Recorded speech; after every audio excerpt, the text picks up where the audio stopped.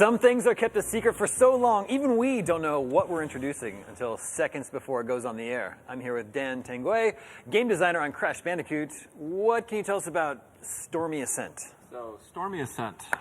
Stormy Ascent is a level that was made for the original Crash Bandicoot 21 years ago. Mm-hmm. And you can see it right there. Right. It is a level in the style of Slippery Climb.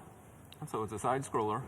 But what happened is that Naughty Dog realized that they had made a level that was way too hard. Mm-hmm. Like, really, really way too hard. And so, they basically, at the 11th hour, mm-hmm. made the hard decision to cut it from the game. But, they really couldn't jeopardize changing, the code to rip it out. Right. So what they did is they simply commented it out. And so most players have actually never seen this in its original incarnation, save for those players, at least at the time, that had a Game Shark. Mm-hmm. And with the Game Shark code, they were able to access the level, and then the notoriety of the level started to grow. Sure. And so, cut 20 years later, we're taking a look at, making Crash Bandicoot the Insane Trilogy, and we said, this ought to be like a fun thing to add. Yeah. And, we put it to the team, and the team played the level, and they're like, holy crap, this is hard. I think the designer we eventually assigned to it took like 60 lives to get through it the first time until he was able to really master it. Mm-hmm. And we said, oh man, that's something that might be cool. And then, the more we, read about what the fans wanted out of this game, we heard that the fans, really wanted to play this level as well. Mm. So we said, all right, well, I guess we got to make this level and release it to the public. Yes, this is a very cool story. It speaks to the potential of remasters, mm-hmm. Polishing off older games and re-presenting them to the public. Not only does it make older games much easier to play today, or much more available, you have the opportunity to do stuff like this and sort of like rescue this level that people, this is sort of like lost to its time, right? Yep. That's actually very cool. Did you have to, you talk about how difficult the original level was. Did you tweak it at all to make it less difficult? I know it's still very difficult today, but did you make it more playable? We actually, at least from a level design point of view, decided not to really change it all that much. We wanted players to really have kind of that original level experience, much like we've done with our other levels. So any of the quality of life improvements we made, from the original game carry over. But outside of that, it is pretty much what it was originally. As I understand it, there was originally just one checkpoint in the level. Is that the same in this case? I actually don't remember if we added more checkpoints or not. Could have been helpful. Yeah. And I also know the original level, even though you could access it through a Game Shark way back in the day, it was still very buggy. Yes. It was very easy to break the game. Yes. No, we certainly... you had to go in there and fix some of those things. We cleaned up the bugs, and we also, one of the bonus rounds actually just wasn't there at all and would break the game if you tried to access the bonus round. So we added the bonus round, and that's a new bit of content for players to try out as well. It's interesting that maybe a lot of people don't realize, even though the level was cut from the game, but it's still shipped on the disc, because back then you couldn't update the game with a post-launch patch. Yep. So there's a risk of, by taking stuff out, there's a risk that you mess up other things, right, and screw up with the rest of the game. They wouldn't have shipped the game on time had they tried to rip it out entirely. Sure. Yeah. And of course we get the same sort of visual overhaul as we see in the rest of the Insane Trilogy. Excellent visuals, same rain effects and everything that Slippery Climb has. So this is available for free to all owners of the Crash Bandicoot Insane Trilogy through August 19th. Yeah. What happens to it after then? After then, I believe we're going to charge for it $2.99. I think is the price point.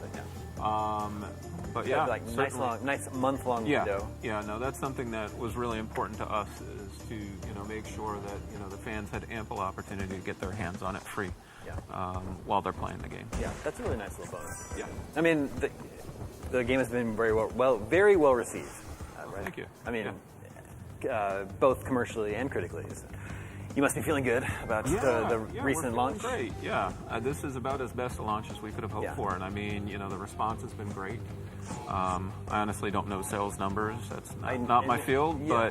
but But I keep hearing it's like topping the charts around the world. Yeah. So that's we hear about it topping the charts, and folks on Twitter send me screen captures of getting the triple platinums, Nice. and so it's great to see this kind of response. So you said it's been 21 years since the original Crash game? Yes. What do you think it is about this character that endures? Oh, what is it to about this day? Crash? He's really, really charming. He is kind of like just, in the spirit of Looney Tunes, just kind of, I don't want to say happy-go-lucky, but, he can roll with the punches. Yeah. You can't help but not like him, and when he dies spectacularly, and you get a good laugh. So. Yeah. Well, and also I imagine a 21-year-old anything in pop culture is probably like at the sweet spot where the people that played it when they were kids are in their they're around 30-ish now and like ready to revisit those feelings. Yes, absolutely, and that I think really was what we set out to deliver originally, is just kind of that nostalgic feeling, not only of getting to play with Crash and his friends again, but actually also the feeling of playing with your friends on the couch and passing the controller back and forth. So surprisingly enough, I'm hearing, at least from some of our folks at Activision now, that there are a lot of kids playing it too. So we're starting to create a new generation of Crash fans as well, which is great to hear. That's interesting because I hear the game is very difficult. Yes. Maybe even more difficult than people remember it. It's difficult in different ways. I think we certainly tried to make sure that a lot of the frustrations of the original games, and Naughty Dog even admits that that first game, they were still kind of learning their craft. And so we wanted to make sure there were a lot of quality of life improvements there just to reduce the frustration. However, through the course of building out the gameplay, we found that some things did become a little more difficult. Certain jumps, for example, are now a little more difficult than they were before. I think that's a result of just the more modern technology we're using at this point. But on the whole, I wouldn't necessarily say it's more difficult. It's just differently difficult.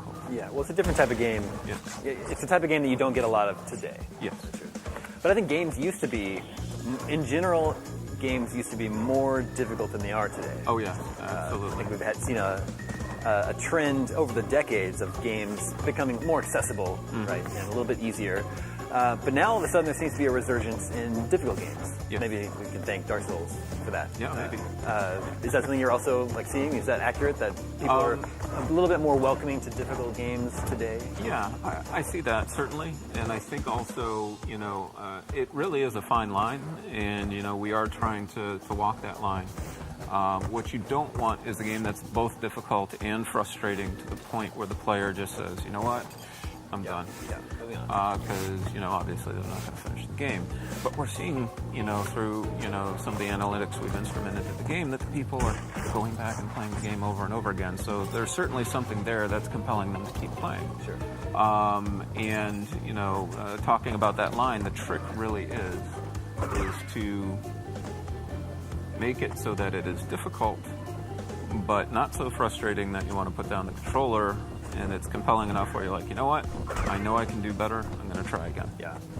So someone is playing the new level Stormy Ascent for us right here. This level, in addition to being very difficult, is also very large. Yeah. Is that right? Is it the largest level in the whole trilogy? It is. Okay. Yes, it is, I want to say, roughly about 4 times the size of other levels. So not only is it a skill challenge, it's also an endurance test. Yeah. Yeah. So how is our brave player performing right now? Oh, he's doing great. He's actually, he's been practicing. He knew he was coming on the show. So. Yeah. He was, getting some practice time in before. Yep. And certainly I think that's probably one of the biggest challenges we had in making this, is that, the folks that worked on it really had to master the original level such that they could, accurately recreate it. And that just took a lot of time. So, technically the level is, no more challenging to build than any of the other levels, but from just a time investment, the act of testing it. Yeah, sure. A lot of our team members really had to up their game. So you're a game designer on the Insane Trilogy. Yes. Is that right? This is a pretty iconic gaming character you're working with here, especially to the PlayStation audience. What's your experience with Crash Bandicoot? Did you play the original back in the day? Oh, yeah. Yeah, so I started in the game industry right around the time that this game came out. Okay. And, this game for me was not only kind of fun from just a fan point of view, it was also kind of inspirational for me for my career and just seeing what could be done with, video game consoles at that time. Sure. So that was pretty cool. And then after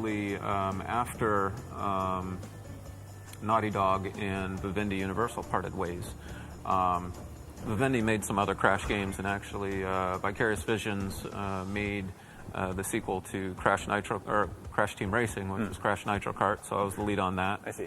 And Vicarious also did a number of Game Boy Crash games as well. So, we've had a long history with Crash, and then, even more recently we did the Crash expansion for Skylanders Imaginators. So, the team loves Crash. Cool, yeah, evidently. Yeah. I also think Crash was very instrumental in giving a face and a personality to the PlayStation brand, which was new at the time. In 1995, we'd had 10 years of just Nintendo and Sega, and Sony's a new guy on the block, and Crash really helped them sort of define the PlayStation persona, I think. Absolutely, yeah. Yeah, they couldn't have picked a better Bandicoot for it. It's true. So the Stormy Ascent is a new level. It's out today. It's available for free to anyone who already owns the Insane Trilogy. And you have a month to download this level. Download it, please. Play it. Can you download it now if you haven't gotten the game yet? Probably not. Probably not yet. Okay. Got to own the game. Yep. All right, Dan, thank you so much for coming by the show. You're welcome. Stay tuned. Much more to come here on IGN Live at Comic-Con, coming up next.